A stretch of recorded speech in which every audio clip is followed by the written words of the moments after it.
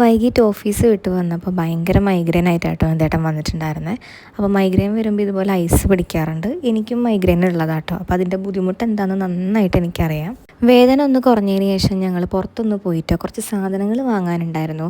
പിറ്റേ ദിവസം പുള്ളിക്കാരന് ബാങ്കിൽ ക്രിസ്മസ് സെലിബ്രേഷൻ ഉള്ളത് കൊണ്ട് തന്നെ ഗിഫ്റ്റ് പൊതിയാനുള്ളതൊക്കെ വാങ്ങാനുണ്ടായിരുന്നു കേട്ടോ. അങ്ങനെ എല്ലാം വാങ്ങി തിരിച്ചെത്തി ഞാൻ ദാ ഗിഫ്റ്റ് പേപ്പറൊക്കെ വെച്ച് ഗിഫ്റ്റൊക്കെ പൊതിഞ്ഞു. ഗിഫ്റ്റ് എല്ലാം പൊതിഞ്ഞു കഴിഞ്ഞപ്പോഴാണ് മേലിൽ കെട്ടുന്ന വള്ളി വാങ്ങണ കാര്യം ഞാൻ വാങ്ങിയില്ലല്ലോ എന്നുള്ള കാര്യം ഓർത്തത്.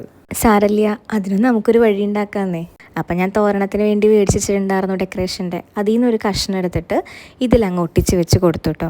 സംഭവം കൊള്ളാട്ടോ, വെറൈറ്റി, എനിക്ക് ഇഷ്ടപ്പെട്ടു കേട്ടോ. എന്തേ എനിക്ക് ബുദ്ധി ആദ്യം തോന്നഞ്ഞേ. ടപ്പിക്കുട്ടൻ കാണാണ്ട് ഒളിച്ചിരുന്ന് കേട്ടോ അതൊക്കെ ചെയ്യുന്നത്. അവൻ കണ്ടു കഴിഞ്ഞാൽ പിന്നെ ഇതിൻ്റെ പൊടി പോലും ഉണ്ടാവില്ല. മൂപ്പര് ആ സമയത്ത് അച്ചാച്ചൻ കൊണ്ടുവന്നിട്ടുള്ള അരവണപ്പായസം കഴിച്ചുകൊണ്ടിരിക്കുകയായിരുന്നു കേട്ടോ. ആ അരവണപ്പായസം മുഴുവൻ കയ്യിലാക്കിയിട്ട് എൻ്റെ മേത്തും എല്ലായിടത്തൊക്കെ തേച്ച് വെക്കും. അതുകൊണ്ട് തന്നെ ഞാൻ അവിടെ നിന്ന് വേഗം തന്നെ ഓടിച്ചു കേട്ടോ. അങ്ങനെ ഗിഫ്റ്റ് എല്ലാം പൊതിഞ്ഞ് ഞാൻ കിടിലിനാക്കി വെച്ചിട്ടുണ്ട് കേട്ടോ. അപ്പോൾ അതാ ഇൻസ്പെക്ഷനായിട്ട് മൂപ്പർ എത്തിയിട്ടുണ്ട്. എന്തായി, നിൻ്റെ പണികളെല്ലാം തീർന്നോ എന്നൊക്കെ ചോദിക്കുന്നുണ്ട്. അപ്പം ഞാനത് കാണിച്ചു കൊടുത്തു കേട്ടോ. ഇതെന്താ പൂവോ ഇതിൽ വെച്ചേക്കണേന്നൊക്കെ ചോദിച്ച് മൂപ്പർ അതൊക്കെ ചെക്ക് ചെയ്ത് നോക്കുന്നുണ്ടായിരുന്നു. അത് കഴിഞ്ഞിട്ട് മൂപ്പരുടെ വക ഒരു ചെറിയ ഷോ ഓഫ് ഒക്കെ ഉണ്ടായിരുന്നു.